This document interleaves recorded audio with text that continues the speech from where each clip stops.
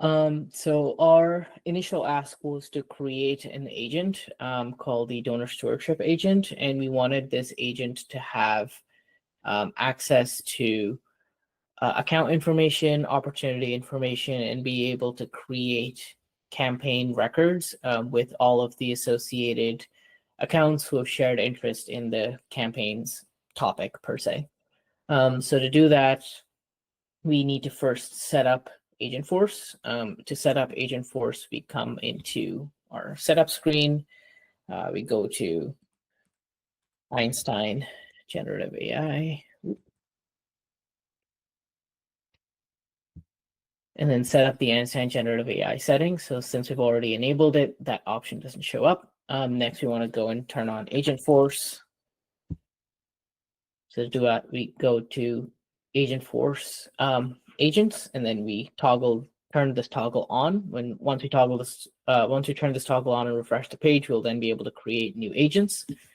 So then we go ahead and then we can click Create New Agent. When we do click Create New Agent, we are given a couple of options. One of the common gotchas right now is when you do create an agent with generative AI and go through the whole natural language process, it tends to only create service agents, and service agents are agents that are exposed externally on a experience site. If you want to create an internal agent or a co-pilot, it's better we do that through a template. So we go to Create from Template, and then we select Agentforce Employee Agent. So you click the Agentforce Employee Agent type. This agent type lets you automate common business tasks, which includes creating the campaign record. So I'm going to click on that and then click on Next. This is where Agentforce takes its liberty to add a general FAQ topic to most agents. You can remove this if you want later. You can see the included actions, which is just querying internal knowledge to provide answers. I tend to just leave it enabled, but we can remove it later on. We click on Next. Here's when we customize our agent. This is when we need to name our agent, give it a unique API name, provide an agent description. This agent description is mainly for internal use. The agent does not use the description to generate responses or to figure out what it is that it's actually doing. That would be the role field. The role field is where you would input any information that the agent would need in order to provide it context on what its responsibilities are. So think of this as a job description. It is only 219 characters, or not 219 characters, it is 255 characters. So figure out how we want to word this to make the most sense. Similar with the company information, this is where you would give it information about the company so that the agent can use that for context. So for our agent here, which is the donor stewardship agent, I go into our Agentforce agents screen, go to our donor stewardship agent that we've built. This is the description and the roles in the company that I've provided. So I created a role. I called out that it's a donor stewardship agent and it's working alongside development and fundraising team. It's responsible with answering questions regarding accounts, opportunities, and then creating, managing campaigns. The company, we provided a fictitious company description. So this would allow it to generate context from that. And then checking this checkbox enables you to maintain logs and to figure out and troubleshoot your agent moving forward. So it's always best practice to do that. We then, once we've created our agent, it'll then bring us onto this screen, the agent builder screen.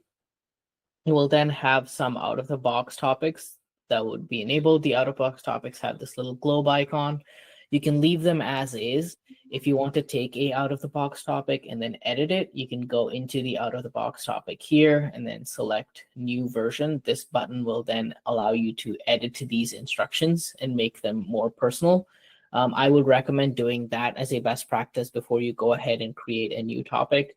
Always go into an existing topic, see how well it solves your business need, and see if it's just a question of editing the instructions versus coming up with an entirely new topic.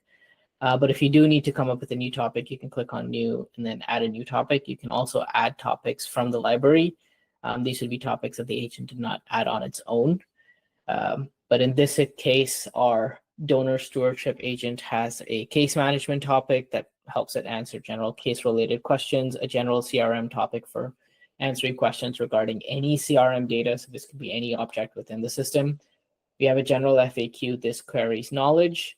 Then we have a single record summary action. This allows it to give us a record summary of whatever record we're viewing at that moment. And a customer experience intelligence action that I need to dig into further.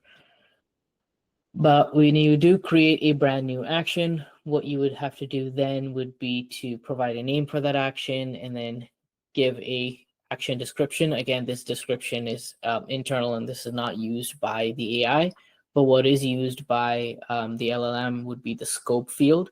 So the scope field is where we would give it the description for the action. So we'd say here, your job is to only create a campaign record and find suitable person accounts to add as campaign members based on their interests and giving history. Next, you would follow this by adding instructions. So instructions will be general language or natural language instructions. So this would be a sequence of instructions for this agent whenever it's picking up this topic. So we wanted to add identified person accounts to the campaign as campaign members. We wanted to create a new campaign record in the system using a specific custom agent action that I'll go to soon. We want to ensure that all campaign members are relevant to the campaign's focus. We wanted to identify suitable person accounts based on their interest area field and the giving capacity field.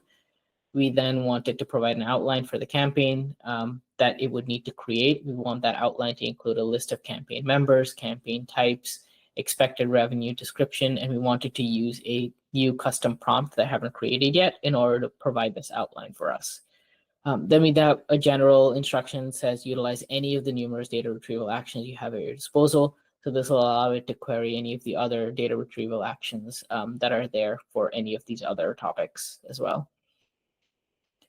So here, if I go into actions, we have, we can add an action from a library, or we can add an action brand new. We can also add an action from the agent exchange.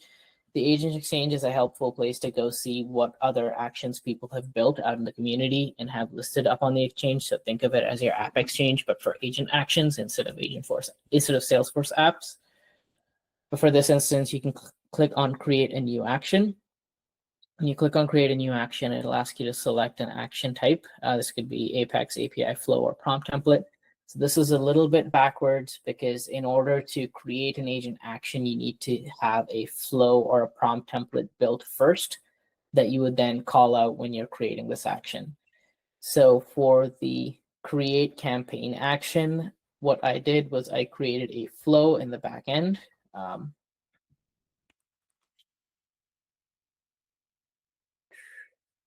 The flow was called agent create campaign flow. It's an auto launched flow. This flow, the only purpose for this flow would be to create a campaign record. In order to do that, you have to create an input and an output variable for the Agentforce bot to use. So we have a campaign name input. So this would be what it would take from the user and use that as a campaign name.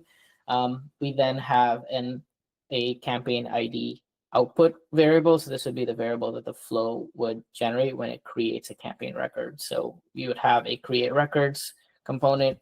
This component would take the name from the campaign name input, and then it would just have some of the other standard fields set out. You could configure this as needed, and then it would store the campaign ID output here by clicking on the manually assigned variables. So this would store the output variable. Once you've created this flow, you would then go in and create the agent action. So once you've created the agent action and then added the flow to the agent action, this is what it would look like. Of course, assets, action.